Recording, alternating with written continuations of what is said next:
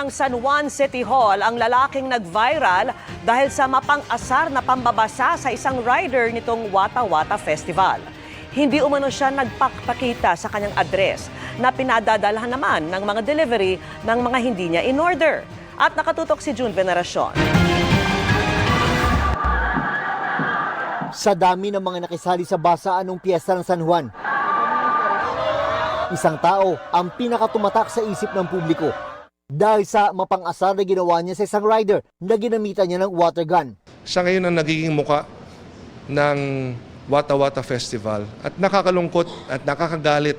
Gustong makausap ni Mayor Francis Zamora ang residente ng kanilang lungsod na ilang araw nang viral dahil sa kanyang ginawa. Pinapahanap na niya ito sa kapitan ng kanilang barangay.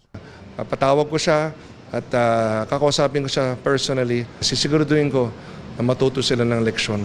Yung masakit na leksyon na maalala niya habang buhay niya.